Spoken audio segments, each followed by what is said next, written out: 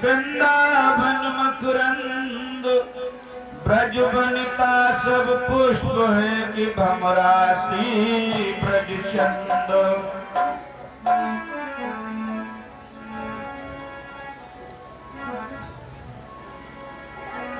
तो कश्तियां बह जाती हैं और तूफान चले जाते हैं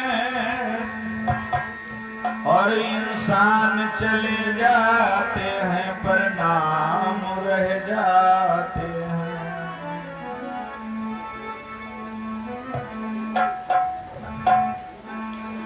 चाहे कर ले जतन हजार तोते उड़ जाना।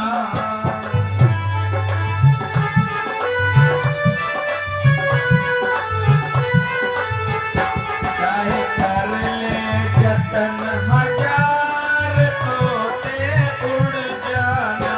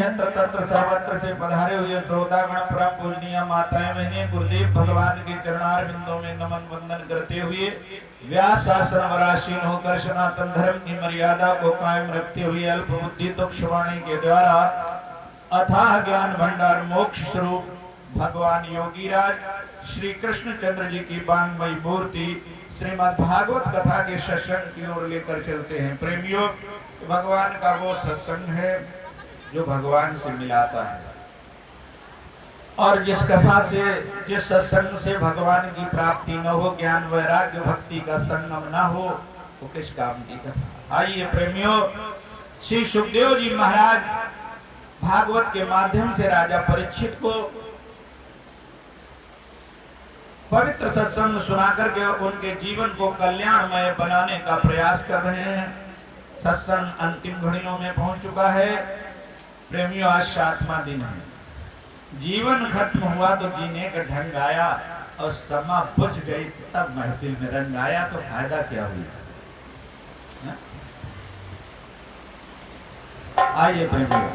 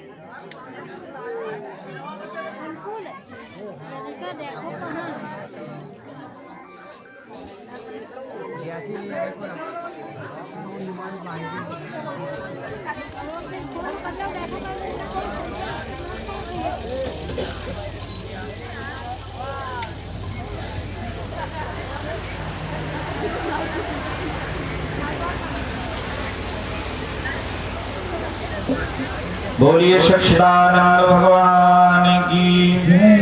भगवान का 2 लाइन में संकीर्तन बोलिए।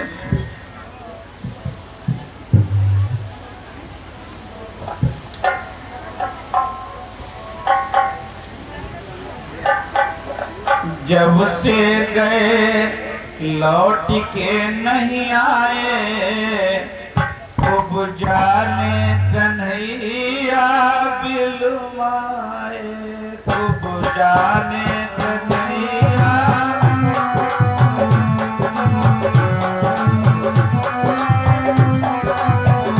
खूब जाने कन्हैया बिलुमाए, खूब जाने।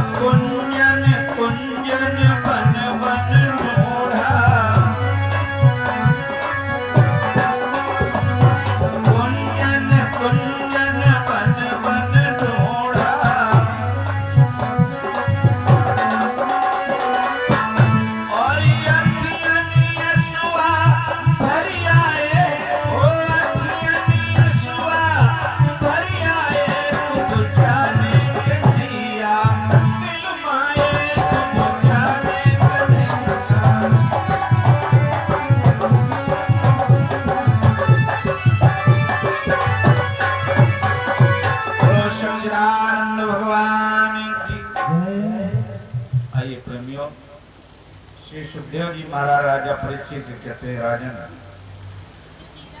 कंसराज बड़ा व्यथित बैठा हुआ है। उसी समय देव ऋषि नारद का पदार्पण होता है, और जिस समय देव ऋषि नारद का पदार्पण हुआ, मेरे भक्त प्रेमियों,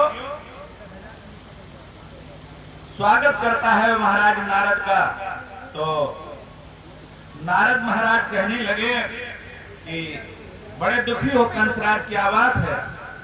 कहा, क्या बताऊं महाराज, आप तो जानते हैं, आपको पता है कि हमारा दुश्मन बाबा नंद का लाला कृष्ण है, लेकिन पता नहीं आकाशवाणी ने मेरे से झूठ क्यों बोला। क्योंकि जब आकाशवाणी हुई थी तो आकाशवाणी ने कहा था कि देवकी का 8वां लाल तुम्हारा काल होगा, लेकिन देवकी के बेटी पैदा हुई। और हंसने लगे बाबा नारद की तुम समझ नहीं पाए हो, वहां बेटी नहीं बेटा ही पैदा हुआ था। कहा क्या? कहा हाँ। कहा सुनिए महाराज,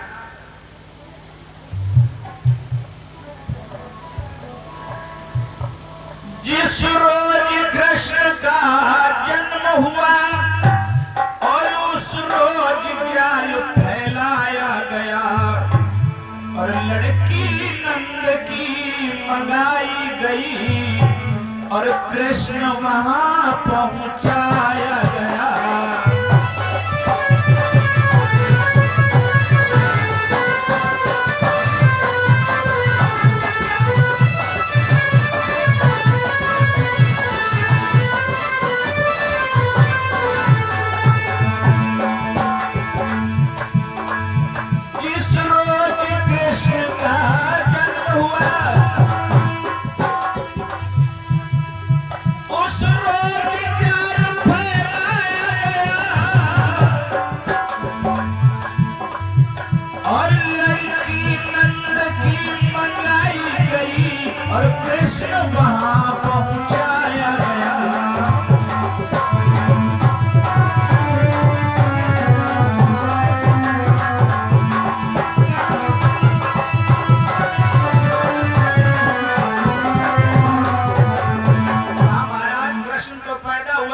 देवकी का ही 8वां लाल है, लेकिन तुम्हें गुमराह किया गया, उसे गोकुल पहुंचाया गया और नंद के यहाँ जो लड़की पैदा हुई थी वो तुम्हारी जेल में आई और कहा यह काम पूरा वसुदेव ने किया है।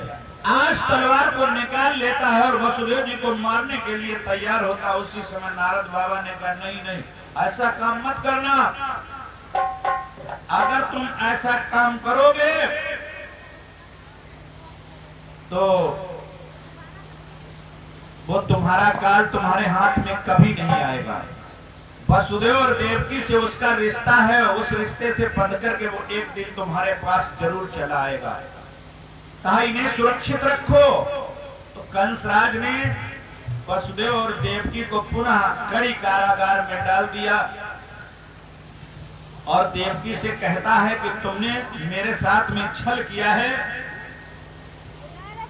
आज मेरे भक्त प्रेमियों, इधर क्या होता है कि नारद बाबा ने बताया कि तुम एक यज्ञ करो अपने यहाँ।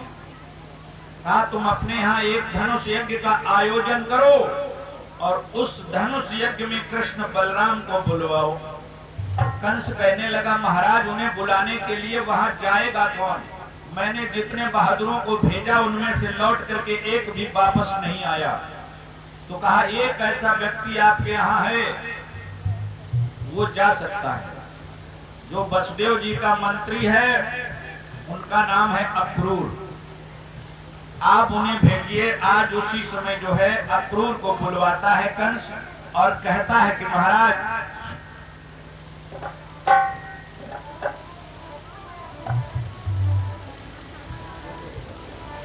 अरे मेरे कारण मेरे निमित्त जल्दी ही वृंदावन जइयो।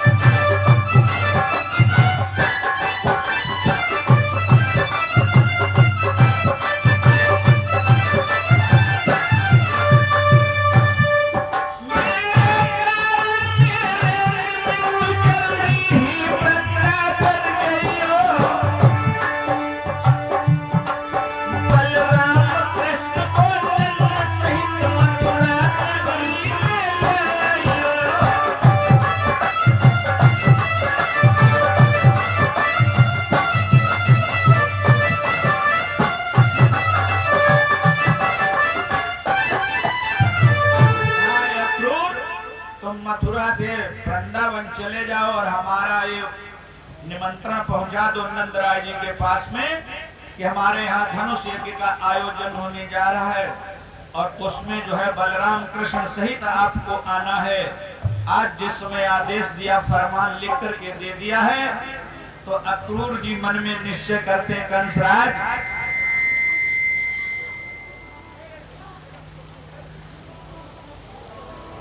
लेकिन मेरा ये निश्चय है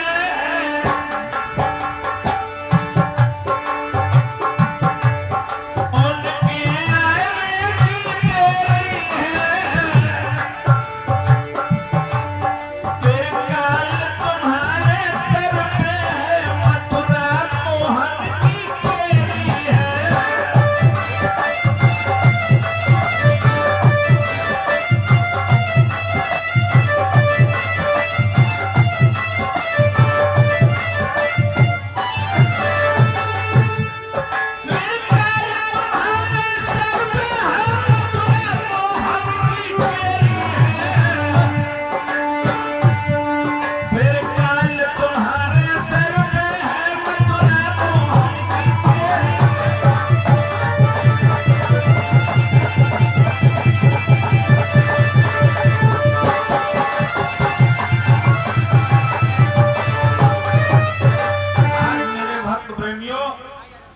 उस पत्र को लेकर के चले हैं वसुदेव तो जेल में बंद हैं। भक्त प्रेमियों, पत्र को लेकर अक्रूर जी चलते हैं और उस पत्र को लेकर के आज अक्रूर जी वृंदावन में आते हैं और बाबा नंद राय जी को वो पत्र जिस समय मेरे भक्त प्रेमियों देते हैं, आज उस पत्र को जिस समय पढ़ा है बड़े दुखी हो गए बाबा नंद। कहा अक्रूर, एक बात समझ में नहीं आई, जब से लाला मेरे यहाँ आया है तब से इस कंस ने मेरे से दुश्मनी कर ली। इसने बड़े बड़े राक्षसों को भेजा, लेकिन भगवान की बड़ी दया रही, हमारे लाला का बाल बांका नहीं हुआ। लेकिन इस बार इसने निमंत्रण देकर बुलवाया है। ओह, भगवान कन्हैया भी आए और भगवान कन्हैया कहते हैं चाचा अक्रूर, चाचा लगते हैं। कहा चाचा बड़े दिन बाद आए हो? कहा हाँ। आज अक्रूर जी कन्हैया को देख रहे हैं, लेकिन दिल में बड़े उद्गार उठते हैं कि मैं इनको लेकर के जाऊंगा, कंस अपनी मनमानी करेगा, इन्हें बलवेदी पर चढ़ा देगा। लेकिन अक्रूर जी ने बड़ी व्यवस्था की है। अक्रूर जी ने अपने दूतों को जंगल में छोड़ रखा है कि कंस के सैनिकों को देखे रहना, इधर तो नहीं आ रहे हैं। जब मैं कृष्ण बलराम को इधर से लेकर के चलूं तो कंस के सैनिक आ जाएं और रास्ते में ही हमको घेर लें। लेकिन भक्त प्रेमियों, आज जो है बाबा नंद ने कहा भैया बड़ी असमंजस की बात है, मैं अपने बालकों को नहीं ले जाऊंगा, मैं ही चलूंगा। तो कहा ठीक है बाबा, वो आपकी इच्छा। लेकिन कन्हैया ने कहा चाचा क्या संदेशा लाए हैं? अरे कहा कंसराज एक यज्ञ कर रहा। कहा अच्छा, और कहा आपको भी बुलाया है। तो कन्हैया कहने लगे अब तो मैं बड़ा हो गया हूँ, मैं अवश्य चलूंगा। भगवान 11 वर्ष के हैं भक्त प्रेमियों।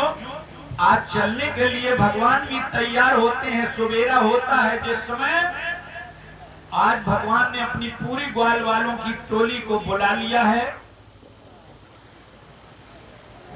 साथ में बलराम जी भी हैं। आज मेरे भक्त प्रेमियों, बाबा नंद ने अपना रथ सजाया और भगवान आज अक्रूर जी के रथ पर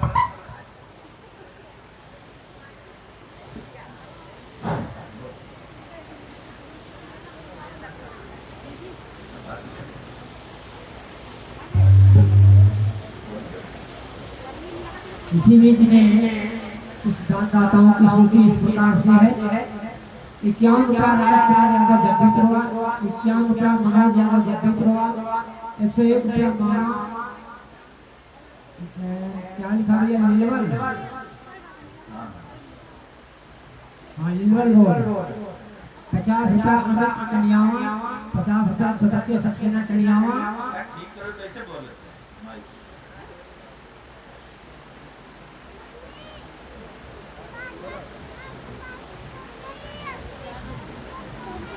और 51 रुपया इकाई को कम करो, सुन रहे हो फिर 50 रुपया छटके सक्सेना टनियावा से, 51 रुपया मिथुन बजरिया से, दोस्तों 1 रुपया शिव नारायण लाल यादव जयती खेड़ा से, 101 रुपया सोनू यादव हरदोई से, 51 रुपया मंत्री यादव गद्दीपुरवा से, 500 रुपया आशाराम यादव गद्दीपुरवा, 100 रुपया लायक सिंह डकिया कला, 500 रुपया रामकिशोर गुड्डू सतैया से, 150 रुपया रामकिशोर ढंडेल से, 251 रुपया विश्वनाथ यादव अलीपुर, 100 रुपया विपिन यादव अलीपुर, 101 रुपया जितेंद्र यादव गद्दीपुरवा, 101 रुपया अजय यादव अलीपुर, 101 रुपया सुनील बजरिया से, 501 रुपया दीपू बेरिहा से, 151 रुपया रमेश चंद्र यादव जयती खेड़ा से, 250 रुपया अनिल यादव अलीपुर से, 101 रुपया प्रदीप कटियार गद्दीपुरवा, 101 रुपया धर्मेंद्र अलीपुर, 100 रुपया तेजपाल यादव गद्दीपुरवा से, 100 रुपया अवधेश यादव गद्दीपुरवा से, 200 रुपया खुशीराम तुर्की खेड़ा से, 101 रुपया मथुरा अकबरपुर से। सभी दानदाताओं का जीवन मंगलमय हो, परिवार सच्चिदानंद भगवान की। आइए भक्त प्रेमियों, जिस समय भगवान आज क्रूर के रथ पर सवार होते हैं उसी समय ये चर्चा चारों तरफ फैल जाती है मेरे भक्त प्रेमियों।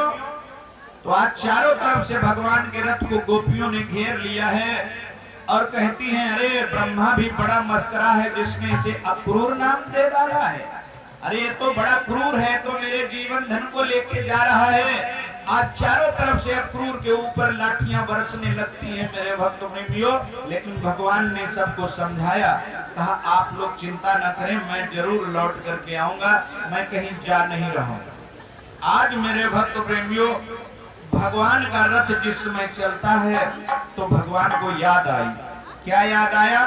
यशोदा मैया याद आ गई और भगवान रथ से कूद पड़े हैं और जाकर के यशोदा मैया के पास में पहुंचे। ये हमारे भी माइक का थोड़ा इसको कम करो।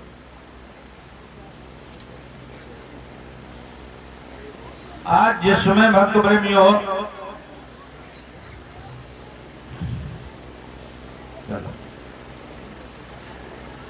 यशोदा मैया की याद भगवान को आई। भगवान रथ से कूद पड़े और भागते हुए गए यशोदा मैया के पास में पहुंचे। आज वो त्रिलोकी का नायक सारी शक्ति को बटोर करके माँ के सामने खड़े नहीं रह सका और माँ के चरणों में मस्तक रख दिया। माँ कहने लगी, कन्हैया ये क्या कर रहे हो? कहा, माँ मुझे आशीर्वाद दो, आज मैं मथुरा जा रहा हूँ। तो मैया कहने लगी, बेटा तो मैं कैसे रहूंगी? कहा, माँ मैं तेरे से कभी अलग हो ही नहीं सकता हूँ, मैं तो जरूर तू जब चाहेगी तब तेरे ही पास मिलूंगा।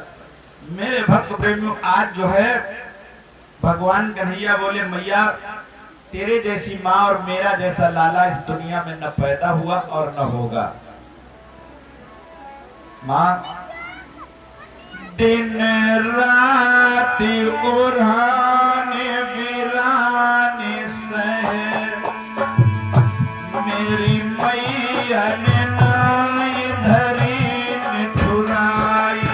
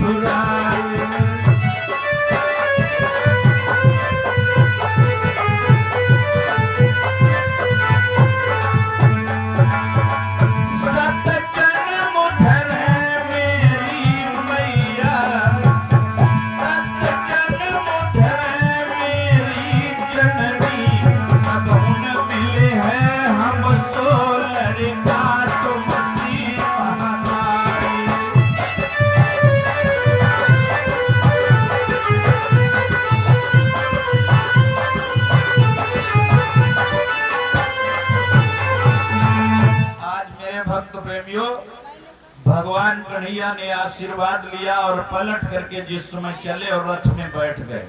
रथ जिस समय मथुरा के लिए चला है, तो मैया यशोदा पीछे से रथ के दौड़ पड़ी तो भगवान ने रथ को रुकवा दिया। कहा मैया अब क्यों दौड़ रही है? कहा कन्हैया आज तुझे मैं एक रहस्य की बात बताऊंगी। वो रहस्य मैंने आज तक छुपा के रखा है तेरे से, वो मैंने किसी को आज तक बताया नहीं है। कहा मैया कौन सा रहस्य? कहा कन्हैया वो रहस्य ये है कि वास्तविकता में तू मेरा बेटा नहीं है, मैंने तुझे जन्म नहीं दिया है। तेरे जन्म देने वाली माँ तो देवकी है, मैं तेरी पालक माँ हूं, मैंने तुझे पाला है। तो भगवान कहने लगे मैया संसार कुछ भी कहे लेकिन मैं तो तेरा ही बेटा हूं, मैं यशोदा नंदन नंदन नंदन कहाया हूं और फिर भी कहाऊंगा। और मैया कहती लाला एक चीज को भूल जाना। कहा क्या भूल जाऊं मैया? कहा कि बेटा ये भूल जाना कि मैंने तुझे एक दिन बांधा था, तुझे मैंने एक दिन उखल से बांध दिया था, इस बात को भूल जाना। अरे भगवान कहने लगे मैया सब कुछ तो भूल जाऊंगा, सब कुछ तो भूल सकता हूं, लेकिन तेरी इस बात को कभी नहीं भूल सकता हूं कि संसार में एक तू ही तो ऐसी है जिसने मुझे बांधा है। संसार में एक तू ही तो ऐसी है जिसने मुझे बांधा है।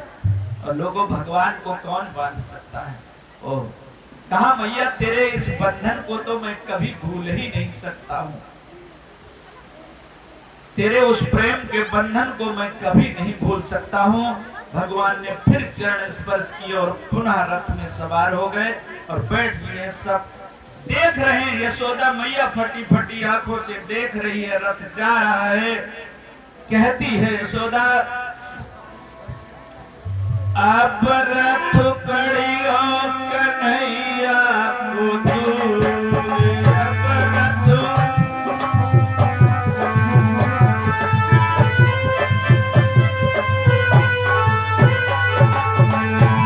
कन्हैया को दूर, मेरे छैया को दूर।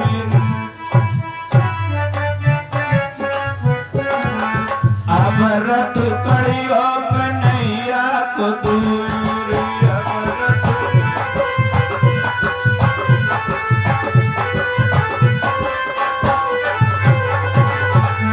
और कोयल के सुत कागा मैंने पाले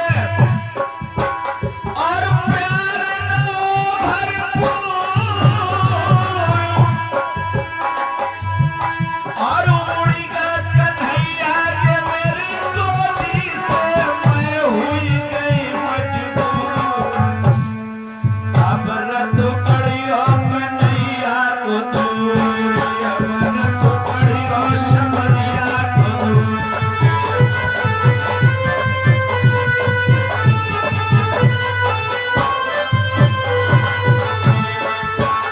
कन्हैया को दूर, मेरे छैया को दूर, अब रथ कड़ियो कन्हैया को दूर।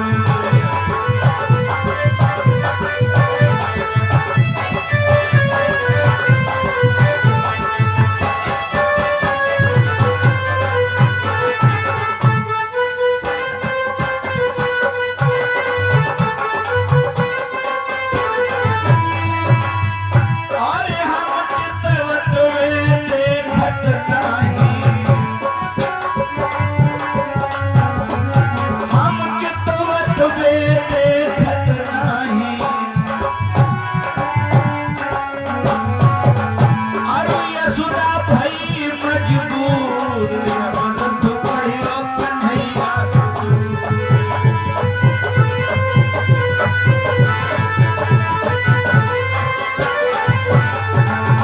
ए कन्हैया को दूर, मेरे छैया को दूर, कन्हैया को दूर, मेरे छैया को दूर। अब रथ कड़ियो कन्हैया को दूर।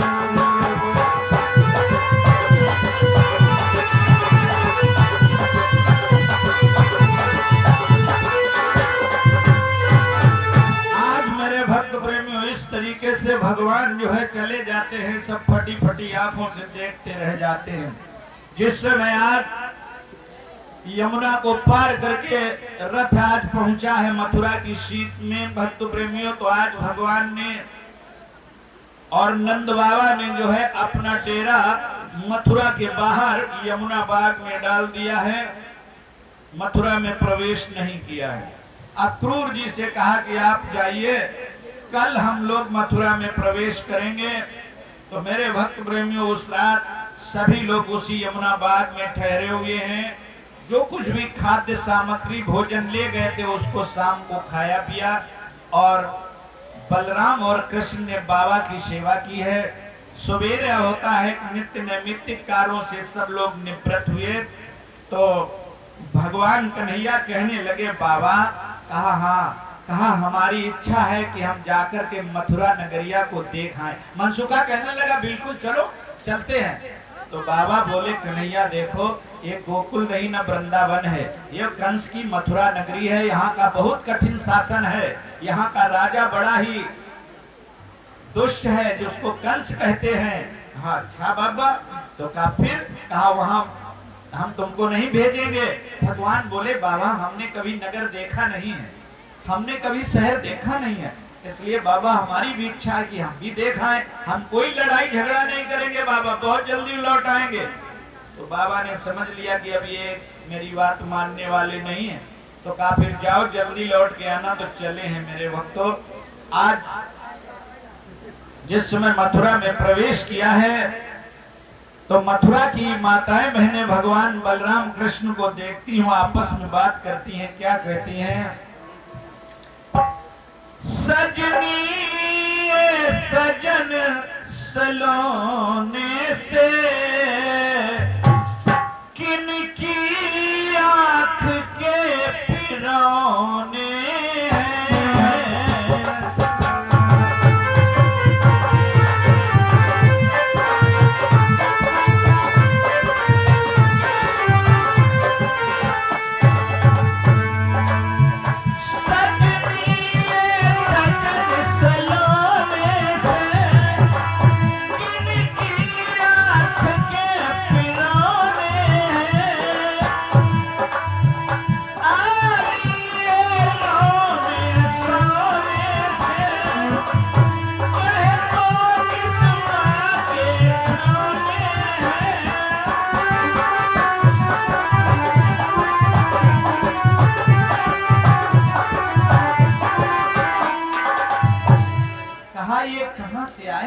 कितने सुंदर लगते हैं। तो एक कहने लगी इन्हें कंस ने बुलवाया है और इनकी बलिवेदी पर कुर्बानी दे दी जाएगी।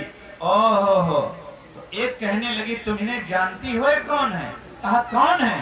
कहा सुनो, अर्जुन की वीरता सुधरता की घर घर में चर्चा छाई है।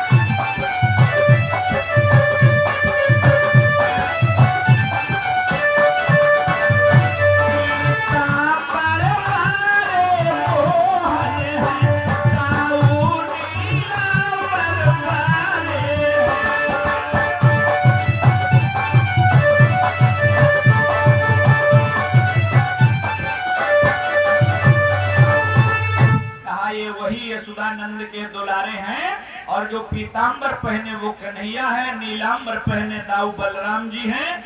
और कहा बहना तू कहती है कि इन्हें कंस मार देगा। ये कभी ख्वाब पूरा नहीं होगा, क्योंकि इन्होंने जन्मते पूतना को मार दिया, बड़े बड़े राक्षसों का इन्होंने संहार किया है। एक नहीं 1000 कंस भी इनके सामने आ जाए तब भी इनका बाल वांका कोई नहीं कर सकता है। इस तरीके से भगवान जिसमें आगे बढ़ते हैं मेरे भक्त प्रेमियों, तो आगे बढ़े हैं तो कंसराज का धोबी कपड़े साफ करने के लिए लाया हुआ है। तो आज उसी समय भगवान पहुंचे और कहने लगे भैया धोबी। कहा हाँ, कहा भाई हमको भी कुछ कपड़ों की जरूरत है और अगर मिल जाए तो आपकी बड़ी मेहरबानी होगी, हमारी मेहमानी हो जाएगी। अच्छा, तुम इन ग्वाल गवानों के लिए शहंशाह कंसराज के कपड़े, जाओ कहीं गुदड़ी कमली ओढ़ लो जा करके, ये तुम्हारे लिए नहीं है। भगवान ने कहा भैया फिर भी कोई बात नहीं है, हमारे पास ऐसे सुंदर कपड़े नहीं हैं, हम मेहमानी करने आए हैं। तो वो भगवान को उल्टे शब्दों में जो है अपमानित करने लगा। तो भगवान बोले भैया मैं सीधी सादी बात करूं, तू उल्टा सीधा चलता है।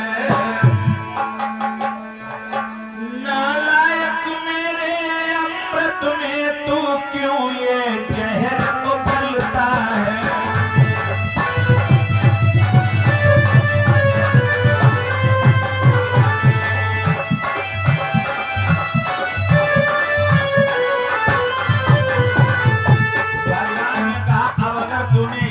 शब्द बोला तो तेरी खैर नहीं होगी। लेकिन भक्त प्रेमियों वो शराब के नशे में मस्त था, उसे कुछ पता नहीं चलता था। लेकिन भक्त प्रेमियों आज जो उसने काम किया है, एक लाठी उठाई और भगवान पे चला दी, लेकिन उसको दिखाई नहीं दे रहा था कि भगवान खड़े कहाँ हैं। तो भगवान बोले अब ज्यादा बात बढ़ाएगा तो नाहक धोखा खाएगा।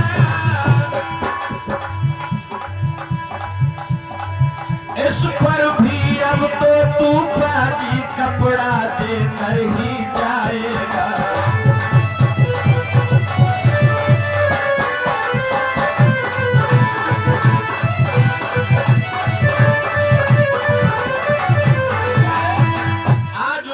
भगवान ने अपनी उंगली को यूं किया, भगवान की उंगली पर चक्र आया और एक ही झटके में चक्र ने उस धोबी का सर धड़ से अलग कर दिया। मेरे भक्त प्रेमियों, और जो धोबी थे वो सारे कपड़े छोड़ छाड़ करके भाग गए। भगवान ने उन सारे कपड़ों को गरीबों में बांट दिया और कुछ कपड़े जो है भगवान ने अपने साथियों को पहनाए और खुद भी पहन लिए। भगवान जब तक ब्रज में रहे हैं, भगवान ने सिला कपड़ा नहीं पहना, पैरों में जूते नहीं पहने, केस नहीं बांधे, न उतरवाए। ये काम भगवान ने नहीं किए ब्रज में रहते हुए। लेकिन आज भगवान, आज उन कपड़ों को जब ग्वाल वालों ने पहना मेरे भक्त प्रेमियों, तो कहने लगे अरे कन्हैया, ऐसे कपड़े तो कभी जीवन में मिले नहीं हैं, अब मिले हैं आज, तो बड़े खुश हैं ग्वाल वाल। और कन्हैया तो अपने गरीब मित्रों की सहायता करने के लिए ही उनको साथ ले गया है, बढ़िया से कपड़े पहने हैं। तो ग्वाल वाल कहते हैं क्यों कन्हैया? कहा हाँ, कहा ऐसे कपड़े बढ़िया मिले हैं, अब तो मेरा चटपट ब्याह हो जाएगा। कहा हाँ बिल्कुल हो जाएगा। कहा तू मुझे ले चलेगा? कहा बिल्कुल तुझे लेके चलूंगा। आज ऐसे खुश से आगे बढ़े भगवान जिसमें मेरे भक्त प्रेमियों, तो क्या हुआ कि एक 3 जगह से टेढ़ी, हाथ में चंदन का कटोरा लिए, उल्टे तवा की तरह करिया सामने से आ रही है। तो भगवान आगे बढ़े और आगे बढ़कर के जब उसके सामने पहुंचे हैं, तो भगवान ने कहा सुंदरी। जब भगवान ने सुंदरी कहा, ओह, वो एकदम इतनी नाराज हो गई भगवान पर कि तुम हमारा उपहास करते हो, कौन हो तुम? और वो बेचारी कुबड़ी थी, कुब्जा थी, तो दुख छिप करके किसी तरह चला करती थी। लोग देखते तो उसका उपहास करते। कहा अब तुम्हारे जैसा उपहास मेरा कभी किसी ने नहीं किया है, तुम्हारे जैसा उपहास हमारा आज तक किसी ने नहीं किया है। मैं तुम्हें सुंदरी दिखाई देती हूँ, मैं तुम्हें सुंदरी दिखाई देती हूँ। भगवान ने कहा देवी चिल्लाओ नहीं, हमारा सुंदरी कहने का मतलब कुछ और है। क्या क्या मतलब है मेरा उपहास करने का? ओ भगवान ने कहा नहीं नहीं देवी, ऐसा नहीं है। तो कहा फिर कैसा है? कहा हम किसी के शरीर की सुंदरता नहीं देखते हैं, हम किसी के शरीर की सुंदरता देखने वाले नहीं हैं, हम तो मन की सुंदरता देखते हैं देवी, इसलिए तुम्हें मैं सुंदरी कहता हूं। और वास्तविकता में लोगों, भगवान किसी के रूप स्वरूप का भूखा नहीं है, वो मन का भूखा है। भगवान न तन मांगते हैं न धन मांगते हैं, केवल मन मांगते हैं लोगों। और जिन्होंने अपना मन भगवान के अधीन कर दिया है, उन्हीं का जीवन सफल हो गया है, उन्हीं का जीवन सफल हो गया है भक्तों। भगवान ने कहा भी है कि हमें पाने के लिए अपने मन को निर्मल करो। अरे निर्मल मन जन तिन मोहि पावा,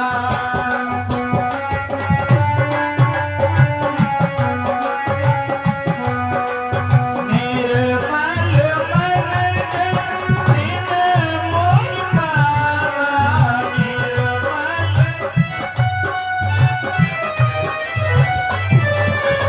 मोहि कपट छल छीन भावा, मोहि कपट।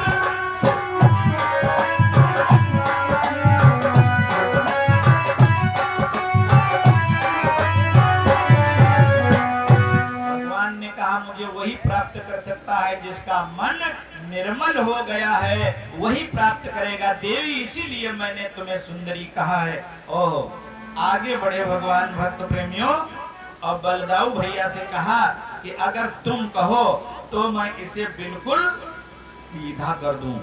मेरे भक्त प्रेमियों, उसी समय बलदाऊ भैया कहने लगे कि कन्हैया अच्छा काम जल्दी करो। तो क्या हुआ भक्त प्रेमियों?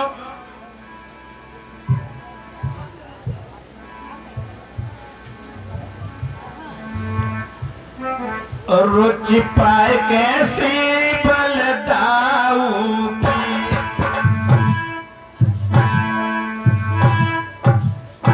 पैर से पैर को दबा लिया,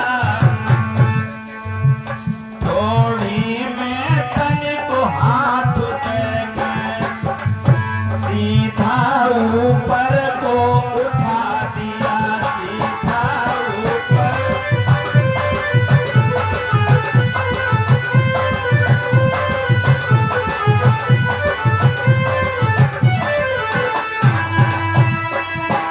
मोहन के हाथ लगाते ही कुबरी मिट के छविमान हुई, फट गया ये नायक परदासा, पोतासी देव समान भई पोता।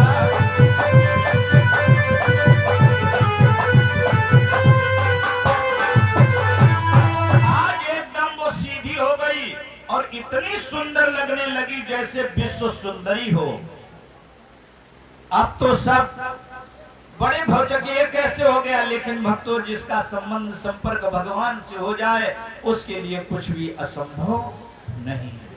मेरे प्यारो, आज भगवान ने ऐसा क्यों किया इस कुब्जा के साथ में? ये कुब्जा कौन थी? सुन लीजिए मेरे भक्त प्रेमियों, जिसमें भगवान मर्यादा पुरुषोत्तम अयोध्या में राजा हुए, तो एक दिन भगवान ने ऐलान कर दिया कि हमारे राज दरबार में जो कुछ जो कोई आकर के मांगेगा उसे वही दे दिया जाएगा।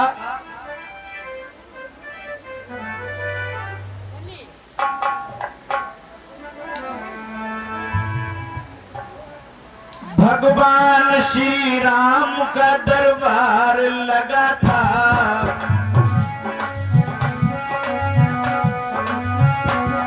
दरबार में हर वस्तु का भंडार भरा था। दरबार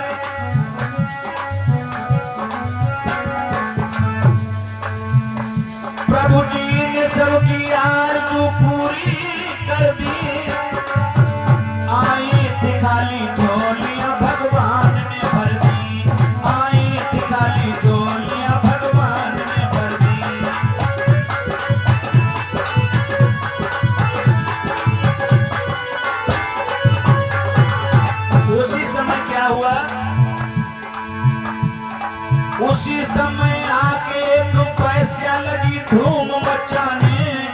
झूम झूम करके लही सबको रिझाने, और झूम झूम करके लगी सबको रिझाने।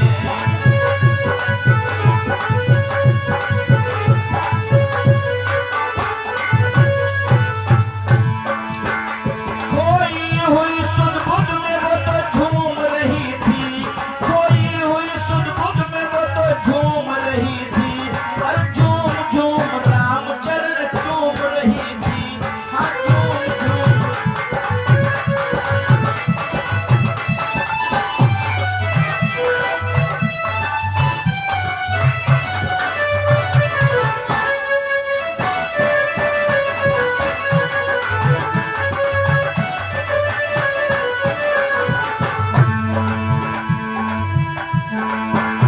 और मर्यादा पुरुषोत्तम बोले, मांग ले जो जी चाहे। और भरी सभा में नारी पिंगला भरती थी वो माए।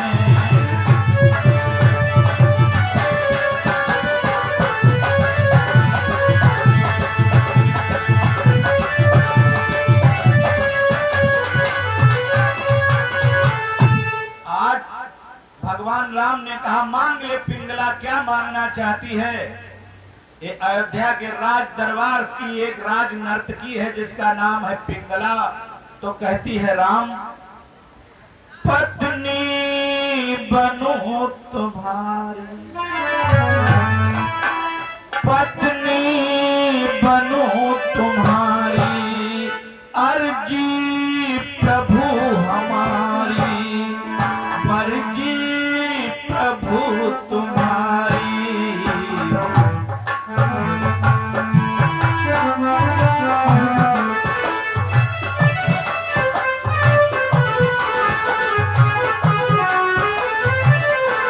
क्या बोली? एक मांग मांगती हूँ, तुम मांग पूरी कर दो,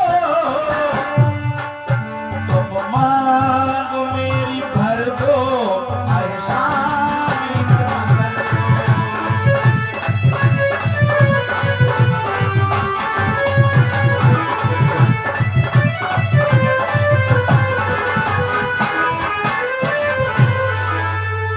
कहने लगी महाराज मुझे अपनी पत्नी बना लो, मैं यही मानती हूँ और मुझे कुछ नहीं चाहिए।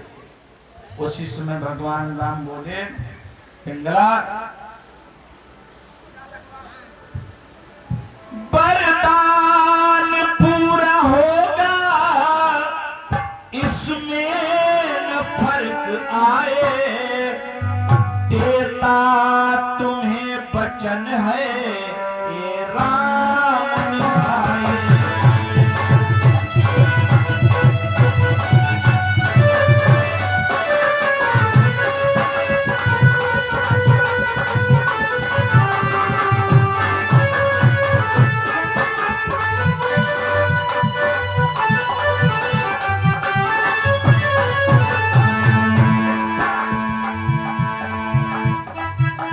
वरदान पूरा होगा, इसमें न फर्क आए,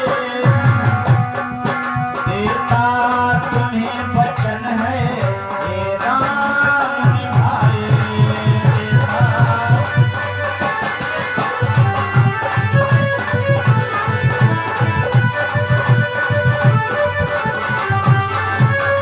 लेकिन कब पूरा होगा? द्वापर में तू हो उपजा, श्री कृष्ण मैं बनूंगा, तब मांग को भरूंगा, इस बार माफ कर दो।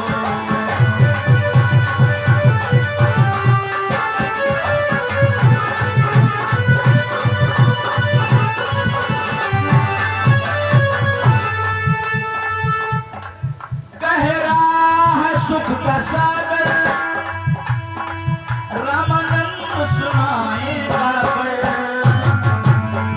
प्रभु चरण शीश धर दो, ऐसा नित न कर दो।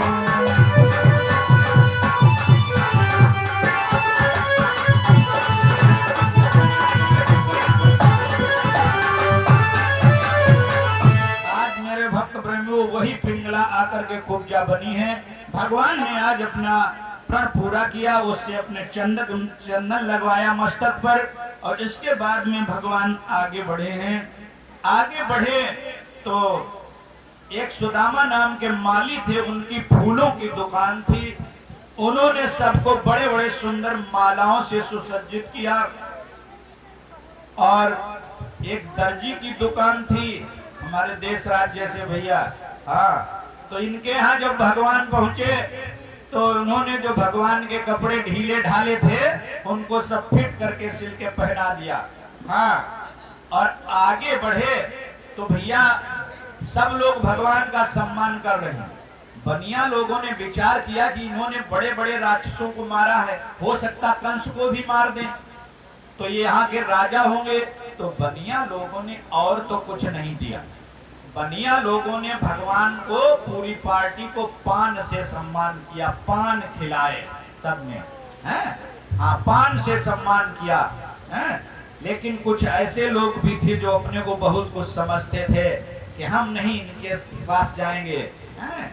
तो आज भक्त प्रेमियों लक्ष्मी जी नाराज हो गई, कहा जाओ तुम चाहे जितना कमाओगे लेकिन चिल्लाते ही रह जाओगे। हाँ, हमारे पति का तुम सम्मान नहीं कर रहे हो, तो मेरे भक्त प्रेमियों आज जो है वो आज भी चिल्लाते ही हैं। तो इधर भगवान आगे बढ़े हैं, तो जहां वो धनुष रखा हुआ, ये धनुष कब का है? कंस अपने जमाने का बहादुर योद्धा था, इससे लड़ने वाला कोई नहीं मिला, तो ये महेंद्राचल पर्वत पर पहुंच गया जहां परशुराम जी तपस्या कर रहे थे। इसने उस पर्वत को हिला दिया। परशुराम जी कहने लगे, अरे भाई कौन? कहा मैं बहादुर कंसराज हूं, महाराज हमसे युद्ध करो। परशुराम जी ने कहा मैं तो अब बुढ़ा हो गया हूं, लेकिन तुम्हें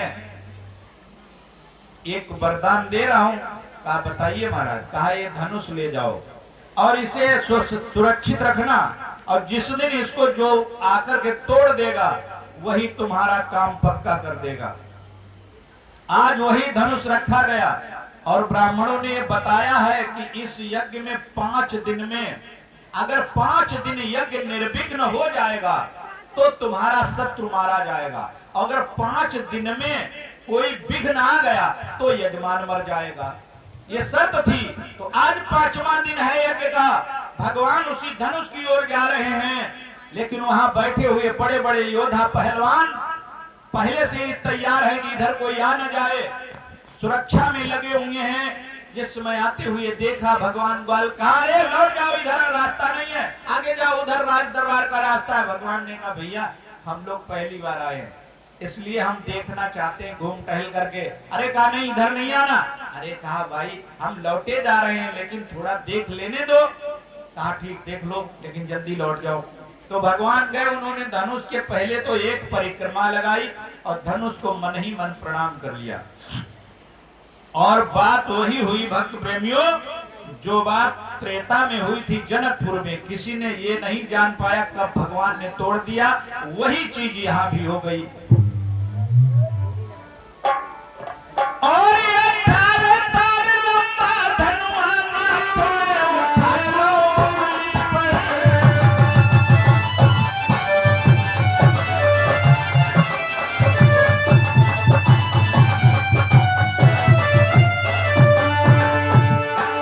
तारे तारे लंबा धनुआ नाथ में उठा लो उंगली पर।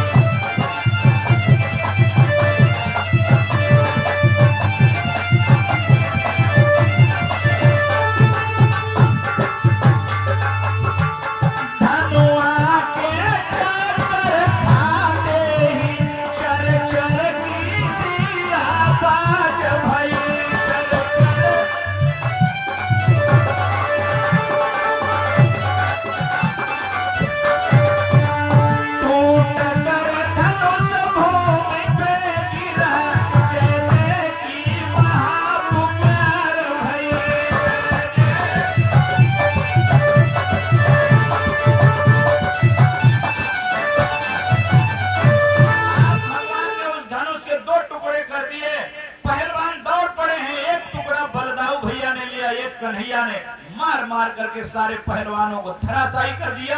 और इतना काम करने के बाद में बलराम कृष्ण लौट करके बाबा नंद के पास आ गए।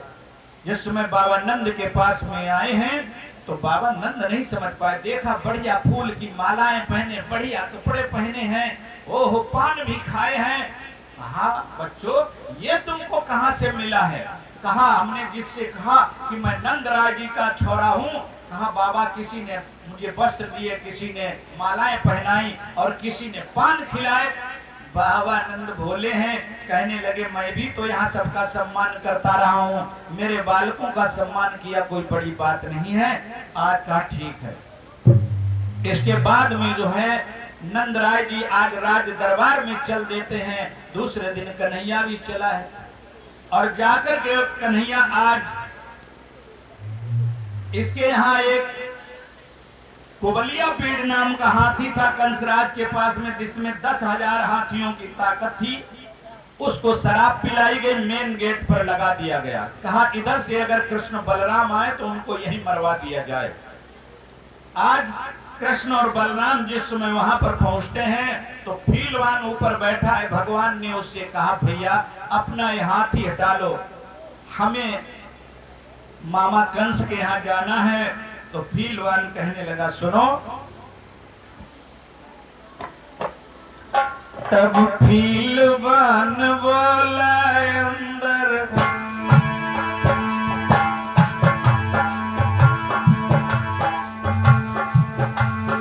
तब फीलवान बोला अंदर वो योद्धा जाने पाएगा।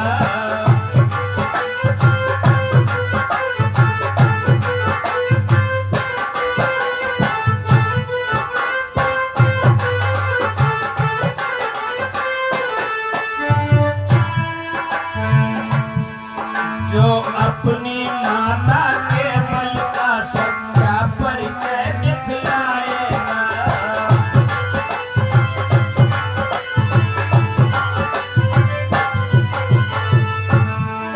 दस सहस्र हाथियों की ताकत मेरे हाथी की आजमाओ, इसको द्वारे से अलग करो फिर चाहे कहाँ चले जाओ।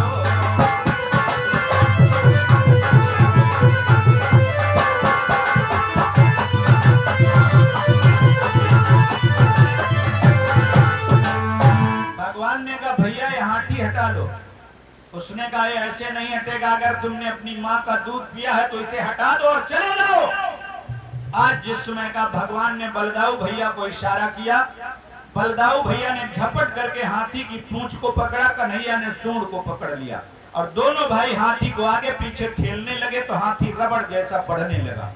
कन्हैया ने बलदाऊ भैया को इशारा किया, बलदाऊ भैया ने पूंछ को छोड़ दिया, कन्हैया ने सूंड पकड़ के घुमाया और आसमान में फेंक दिया। महावत और हाथी दोनों मर जाते हैं। आज हाथी का एक एक दांत भगवान ने उखाड़ लिया गुस्से में। आगे बढ़े भक्त प्रेमियों तो देखा है कंसराज ने एक अखाड़ा लगवाया है, बड़े बड़े पहलवान वहां पर बैठे हुए हैं भक्त प्रेमियों। तो आज भगवान को देख करके कहने लगे आओ वृंदावन के पहलवारों आओ, हमारे तुम्हारे दो दो दांव पेच हो जाएं, क्योंकि हमारे महाराज कुश्ती के बड़े शौकीन हैं और महाराज की इच्छा पूरा करना हम दोनों का धर्म है। भगवान कहने लगे भैया हम तुम्हें पहलवान दिखाई देते हैं, अरे हम तो अभी छोटे से बालक हैं। अरे कहा नहीं, हमने सुना है तुम भी तो जोड़ करते रहे हो वृंदावन में, अरे तुम तो बहुत बड़े पहलवान हो। लेकिन वहां एक भगवान की लीला थी। क्या लीला थी? कि भगवान को जो जिस भाव से देखता था उसे उसी भाव से दिखाई देते थे। पहलवानों को पहलवान दिखाई देते थे, बाबा को बेटा दिखाई देते थे, भक्तों को भगवान दिखाई देते थे और कंस को काल दिखाई देते थे। जाकी रही भावना जैसी और प्रभु मूर्ति देखी तिन तैसी। ये भगवान की लीला थी भक्त प्रेमियों। तो आज जबरदस्ती चाड़ूर ने भगवान कन्हैया का हाथ पकड़ लिया, मुष्टिक ने बलराम का पकड़ लिया। बाबा नंद आंखें बंद करने लगे कि अरे भगवान अब क्या होगा, इतने भारी भरकम पहलवान, मेरे छोटे छोटे भाई बेटा हैं, 11-11 साल के हैं, अरे अब क्या होगा, अरे मेरे नंदेश्वर महादेव इनकी रक्षा करो। फिर याद आ गया कि नहीं नहीं, भोले बाबा नहीं, कुश्ती के देवता तो हनुमान जी हैं। कहते अरे हनुमान जी महाराज, 1.25 मन लड्डू चढ़ाऊंगा, मेरे बेटों का ख्याल रखना, इनकी रक्षा करो। ये बाबा नंद कह रहे हैं। कन्हैया तो सब कुछ समझ रहा कि बाबा क्या कर रहे हैं। आज उसी समय जो है कुश्ती होने लगी है और भगवान भी अखाड़े में उतर गए हैं। यूं कह कर यदुवीर भी गए अखाड़े माही,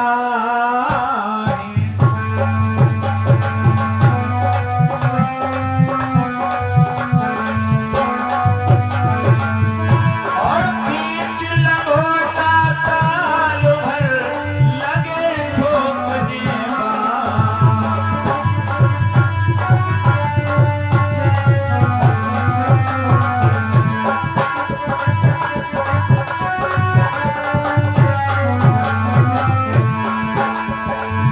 नटवर ने संभल कर दिया जांग पर ताल,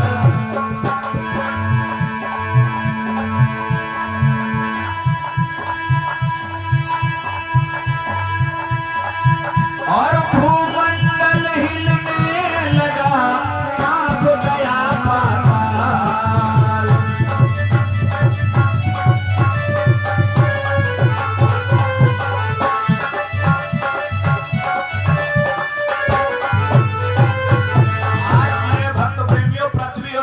दोनों दहल गए और आज भगवान ने देखो क्या किया है। अरे लड़त कृष्ण भगवान रे की रणौ भरे खेतन में,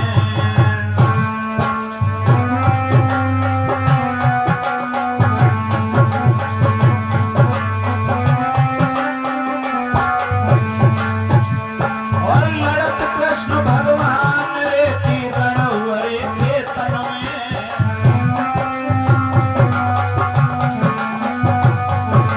और घुटन उठ गोरे तुले की रणौ भरे खेतन में।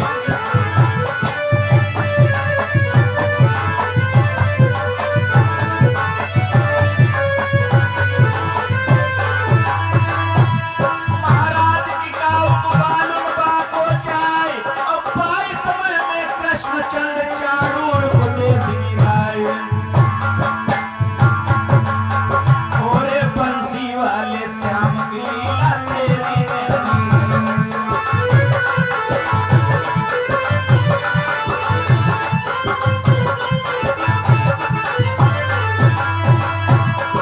तेरी न्यारी है कन्हैया, तेरी न्यारी है। ओरे बंसी वाले श्याम की लीला तेरी न्यारी है।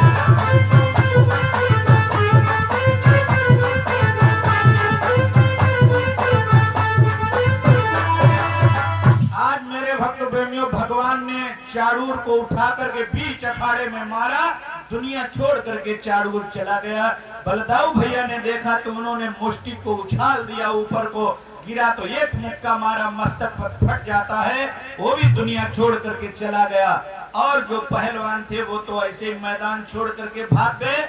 मेरे भक्त प्रेमियों, भगवान आगे बढ़े हैं और कहां पहुंचे हैं, जहां पर कंसराज 14 हाथ ऊंचे सिंहासन के ऊपर विराजमान है, कि यहां तक वो नहीं पहुंच पाएगा। तेरे भक्त प्रेमियों, भगवान ने आज मनसुखा से कहा, मनसुखा मामा तो बहुत ऊंचे बैठा है। मनसुखा ने कहा कन्हैया मैं तो नहीं पहुंच पाऊंगा। श्रीदामा से कहा, श्रीदामा ने कहा हम भी नहीं पहुंच पाएंगे। तो कन्हैया ने कहा चलो हम देखते हैं। और भगवान ने लगाई छलांग, और एक ही छलांग में भगवान मामा के पास पहुंच गए। और देखा कंसराज ने, जब देखा सर पे कालो खड़ा, तो कंसासुर तत्काल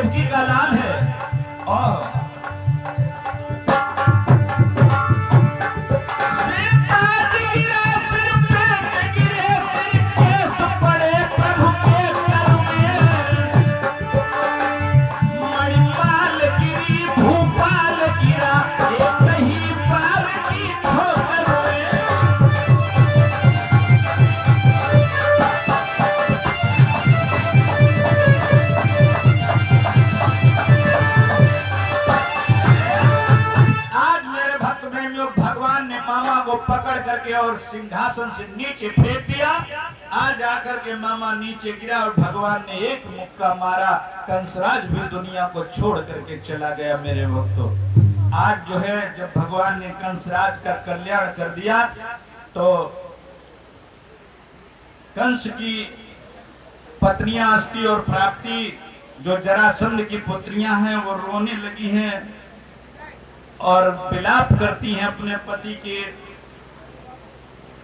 शव पर। मेरे भक्त प्रेमियों, तो भगवान भी झूठ मूठ रोने का नाटक करने लगे। कहा, मामियों हम क्या जाने मामा जी मर जाएंगे, मैं तो पहले बार ही मिलने के लिए आया था, मामा जी हमको छोड़कर चले गए। हाँ मेरे भक्त प्रेमियों, लेकिन भगवान समझा कि मामियों को बोले, मामियों याद रखना लोगों, मामियों जरा रुदन छोड़ो, मतलब का रोना धोना है, क्या तुमको ये मालूम नहीं है हाल सभी का होना है।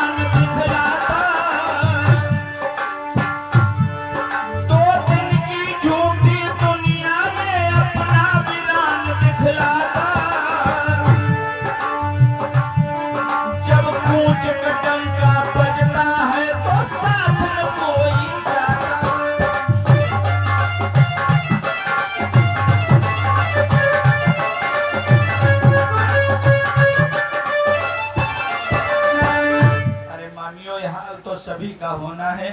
भगवान ने मामा के उस पंचभौतिक चोले का दाह संस्कार करवा दिया।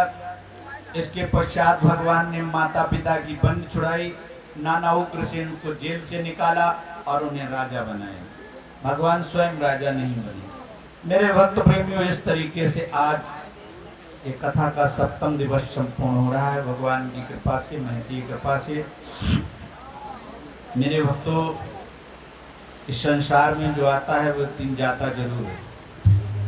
मेरे प्यारों, ये तो 2 दिन की दुनिया है, ज्यादा की नहीं है, और एक भी क्षण का पता नहीं है। एक भी क्षण का पता नहीं कि श्वास अंदर जाएगी वापस लौटेगी या नहीं लौटेगी, इतना भी पता नहीं है। लेकिन आश्चर्य इस बात का है, इस बात का कि सब इस बात को जानते हैं कि इस दुनिया में रहना नहीं है, लेकिन फिर भी वो अपने को अमर समझता है। ये सब जानते हैं कि यहाँ रहना नहीं है, एक दिन मौत होगी, लेकिन फिर भी अपने को अमर समझता है। अपने ही जैसे एक शरीर को कंधों पर लाद के ले जाता है और शमशान में रख कर के उसे जला देता है और फिर भी अपने को अमर समझता है। ये आश्चर्य की बात है। आइए भक्तियों, आज 7 दिन संपूर्ण हो रहे हैं। बहुत आनंद मिला है, आप लोगों का बहुत प्यार मिला है। आप लोगों को बहुत बहुत धन्यवाद देता हूँ। भैया देशराज जी ने, उनके पिताजी ने, उनके समस्त परिवार ने जो सेवा की है वो बहुत काबिले तारीफ है। उसकी जितनी भी तारीफ की जाए वो बहुत कम ही रहे।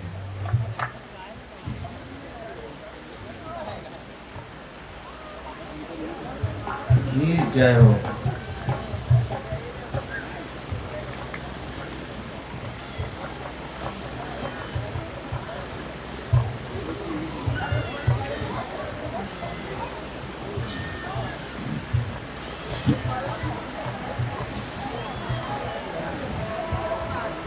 प्रेमियों, ऐसा कोई संयोग नहीं जिसका हो कभी वियोग नहीं। भाई इस मंच से व्यास के रूप में उपस्थित मैं भैया देशराज जी को आशीर्वाद देता हूँ कि सुखी रहें, इनका जीवन कल्याणमय बने, हमारी ये कामना है।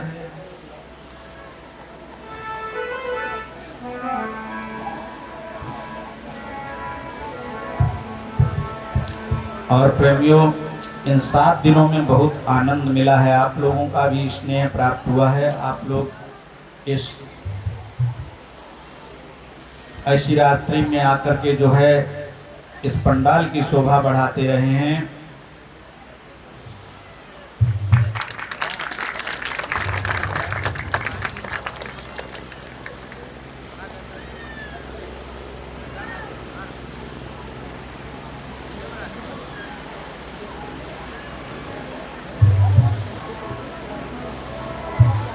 और प्रेमियों, इस 7 दिनों में हमसे, हमारे किसी सहयोगी भाई से अगर कोई भूल से भी कोई ऐसा शब्द निकला हो जिससे कि आप लोगों को कोई कष्ट पहुंचा हो, उसके लिए हम सभी की ओर से क्षमा चाहते हैं। प्रेमियों, इस संसार में हमारे इस मंच की एक मर्यादा है। मैं यहाँ से उन्हीं शब्दों का उच्चारण करता हूँ जिससे आप लोगों का कल्याण हो, आपका जीवन कल्याणमय बने। यहाँ से उन्हीं शब्दों का उच्चारण होता है। हम अपने स्वार्थवश आपसे कुछ भी नहीं कहते, जो कुछ भी कहते हैं निस्वार्थ भाव से कहते हैं कि आप लोग अगर इन बातों को मान लेंगे तो आपका जीवन कल्याणमय होगा, आपका परिवार शुद्ध होगा। अब मानना ना मानना वो आप पर निर्भर करता है। हमारा जो काम है मैं उतना ही करता हूँ।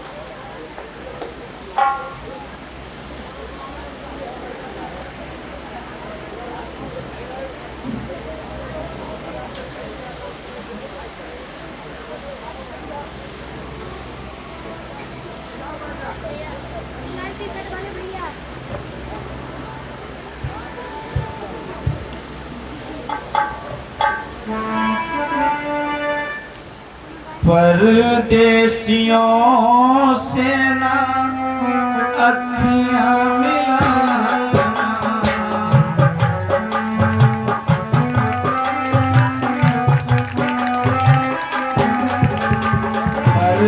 परदेसियों से ना अखियां मिलाना, परदेसियों को एक दिन जाना।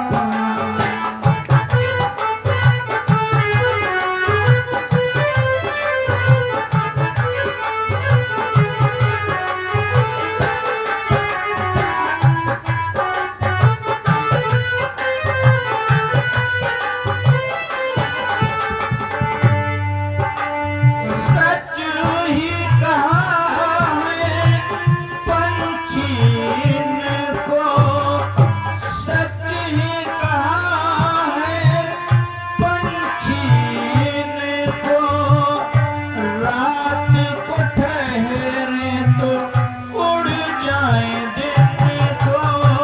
सच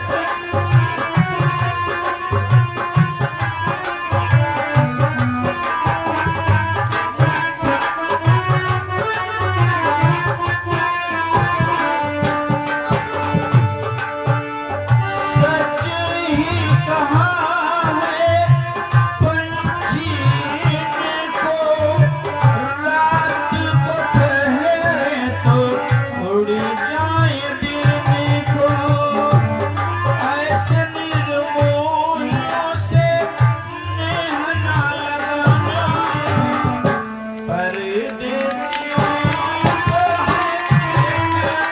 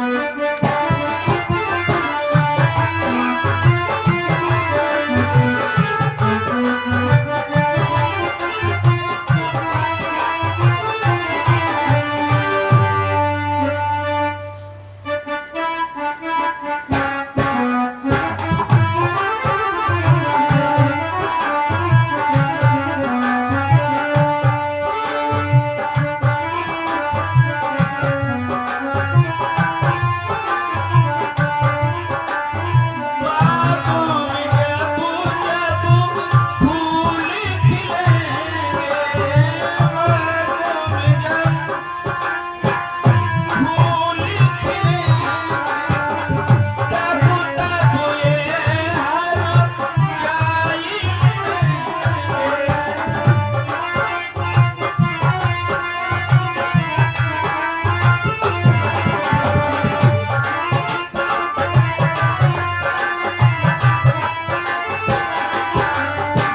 गुजरेगा जैसे पतझड़ का जमाना, परदेसियों से अखियां मिलाना।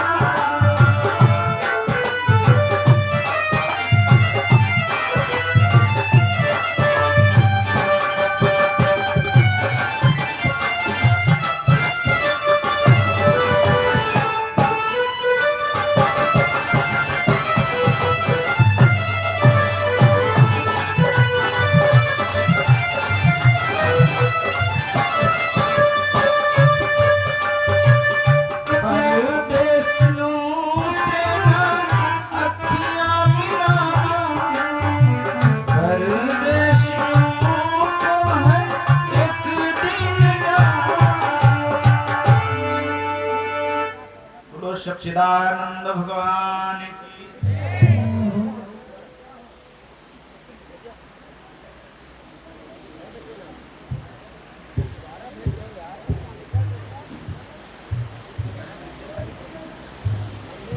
और इसी वीक में हमारे परम सम्मानित राम मिलन यादव जी जो कि जयपुर सेवा से आए हुए हैं, 20-20 रुपया हम सभी के लिए दिए हैं। भैया का जीवन मंगलमय हो। और पंकज यादव जी जयपुर खेड़ा से 501 रुपये प्रदान किए हैं, वो भी 20 रुपया हम सभी के लिए प्रदान किए हैं। जीवन मंगलमय हो, परिवार का सभी। सब लोग भगवान का तो लाइन में संकीर्तन बोलेंगे, आरती होगी, प्रसाद लेंगे सब लोग। और सबको बहुत बहुत आशीर्वाद और धन्यवाद देता हूँ प्रेमियों। और यदि हमसे कोई भूल चूक त्रुटि बन गई हो तो मैं अपने समस्त साथियों की ओर से सबसे क्षमा प्रार्थी हूँ। और ये भगवान का बहुत बड़ा सौभाग्य रहा प्रेमियों, ये कथा यहाँ हुई है। सुत दारा लक्ष्मी पापियों के घर होय, सुत दारा लक्ष्मी पापियों के घर होय, संत मिलन और हरि कथा तुलसी दुर्लभ दो। और इसी बीच में 50 रुपया सुनील पाल कुरसैनी हरगांव से, 51 रुपया राजकुमार यादव गद्दीपुरा, 50 रुपया सुधाकर गुप्ता हरदोई, 50 रुपया शिव शरण देवान राजपुर, और जो है 50 रुपया अजय पाल गद्दीपुरा, 110 रुपया धर्मेंद्र यादव भुआ, 100 रुपया अशफाक कन्यावा, 51 रुपया रवि कुशवाहा कन्यावा से, 21 रुपया विमलेश कन्यावा से, 51 रुपया लल्ला गद्दीपुरवा, 100 रुपया उषा यादव सैतियापुर, 501 रुपया मनोज यादव बेरिया से, 101 रुपया विनोद यादव अलीपुर, 151 रुपया आशीष यादव अलीपुर, 151 रुपया नारेंद्र सिंह अलीपुर, 21 रुपया सुरेश यादव गद्दीपुरवा, 50 रुपया सोनू यादव गद्दीपुरवा, 21 रुपया गोलू यादव राजपुर, 200 रुपया सोनू यादव सांडी से, 51 रुपया राम सागर कन्यावा से, 101 रुपया राम सहाय अकबरपुर से, 50 रुपया सीताराम गद्दीपुरवा से, 51 रुपया पूरन बजरिया से, 101 रुपया श्रीकांत नामा गद्दीपुरवा से, 50 रुपया परशुराम पाल गद्दीपुरवा से, और 100 रुपया आशाराम गद्दीपुरवा से, 251 रुपया हरदारी लाल जयपुर खेड़ा से। सभी लोगों का जीवन मंगलमय हो, परिवार पवित्र है।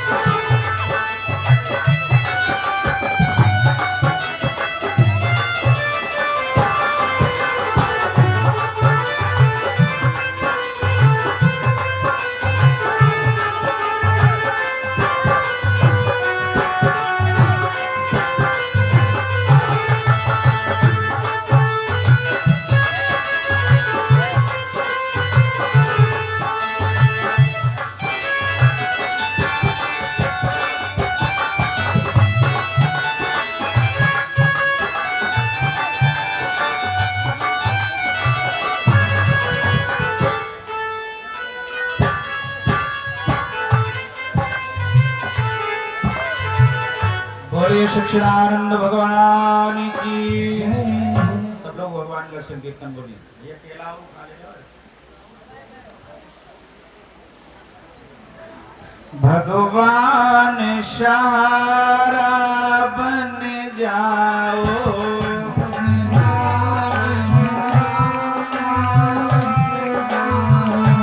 मेरे नाथ सहारा बन जाओ,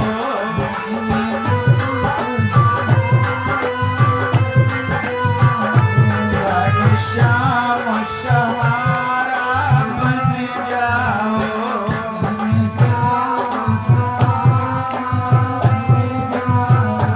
घनश्याम सहारा बन जाओ,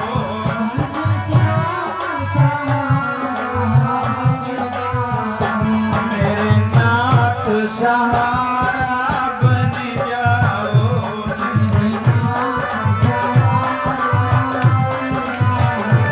अब सभी तरह मन तरसत है,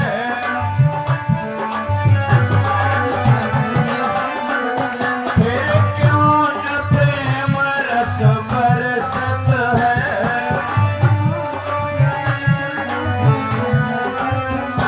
मेरे दिल को धीर बंधा जाओ,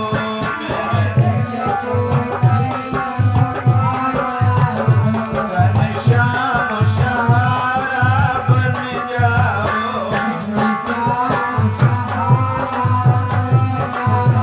मेरे नाथ सहारा बन जाओ।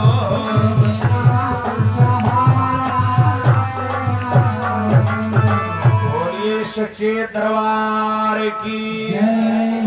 खड़े हो जाइए भी आरती बोलो।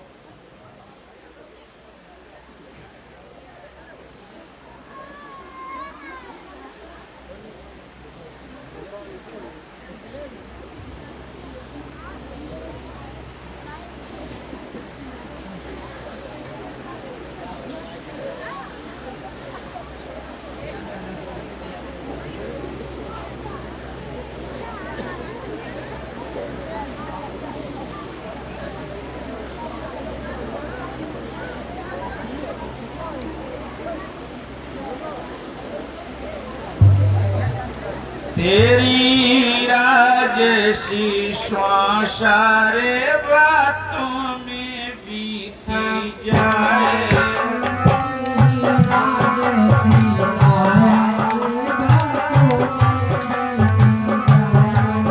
बातों में बीती जाए, बातों में बीती जाए, बातों में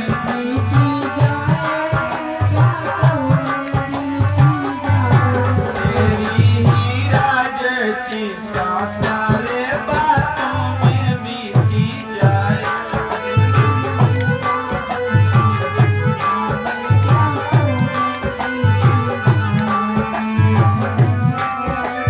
गंगा यमुना खूब नहाया गया न दिल का मैल,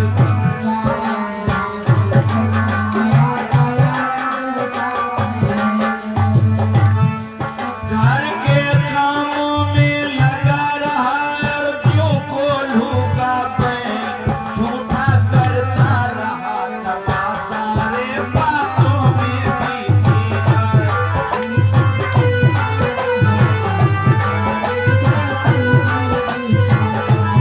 तेरी राजसी श्वासारे बातों में बीती जाए।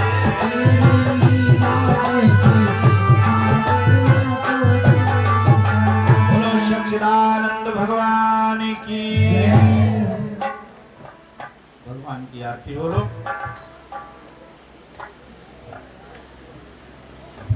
आरती श्री हरि घट घट वासी,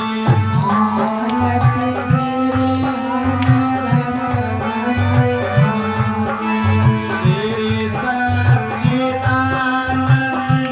सुख राशि,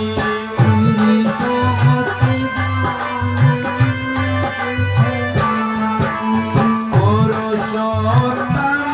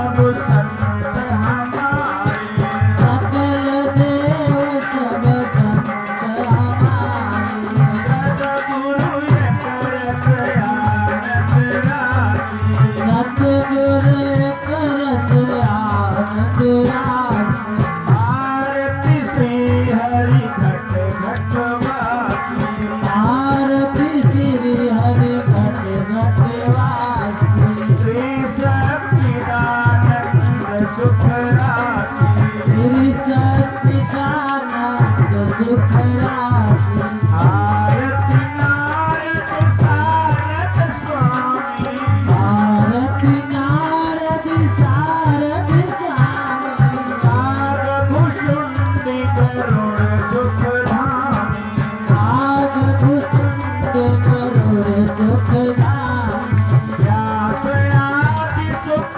देव नमामि व्यास आदि सुख देव नमामि तुलसी मंजुल मंगल राशि तुलसी मंजुल मंगल राशि आरती श्री हरि घट घट वासी आरती श्री हरि घट घट वासी श्री सच्चिदानंद सुख राशि श्री सच्चिदानंद सुख राशि आरती सब देवन सुखदाई आरती सब देवन सुखदाई सती पूर्वा में बड़ी बढ़ाई गाती पुरवन बदली बधाई आरती मातु पिता की गाई आरती मात पिता की गाई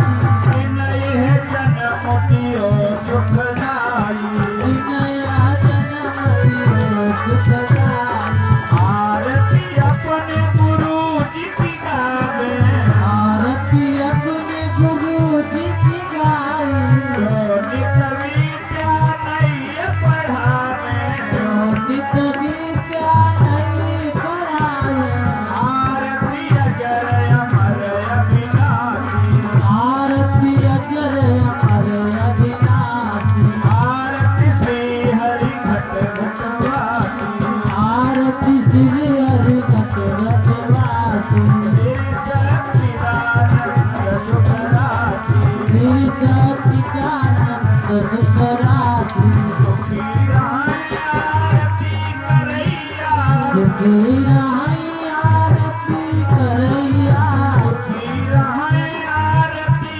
करैया सुखी रहे आरती करैया सुखी रहे आरती गवैया सुखी रहे दिन कथा कराई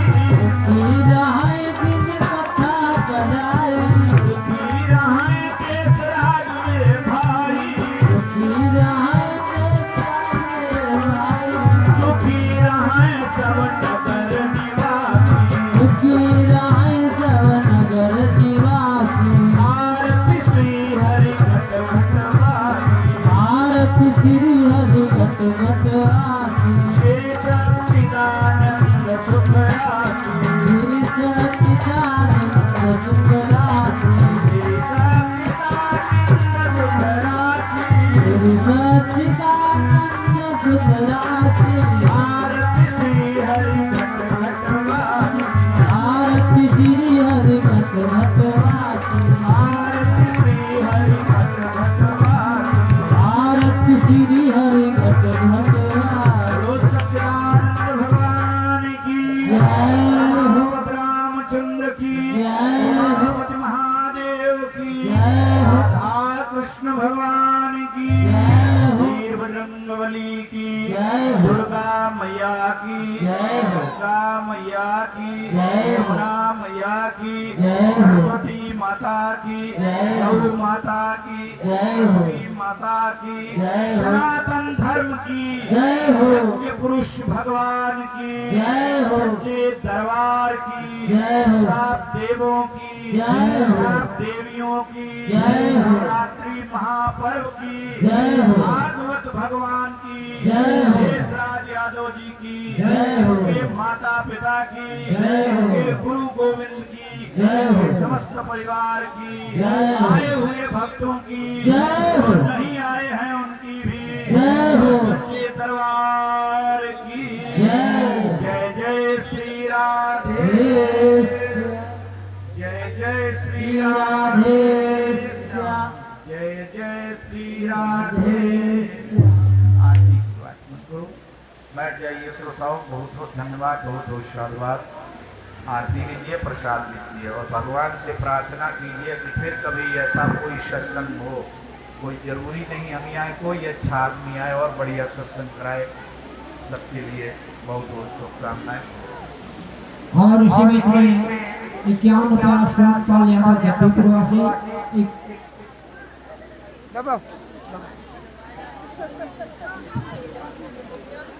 और 21 रुपया राम शरण कन्यावा से, 50 रुपया राम प्रकाश यादव गद्दीपुरवा से, 101 रुपया श्री अरुण कुमार गद्दीपुरवा से, 21 रुपया शिव कुमार गद्दीपुरवा से, 51 रुपया श्यामा चरण गद्दीपुरवा से, 105 रुपया विवेक कुमार अलीपुर से, 20 रुपया कांता प्रसाद बजरिया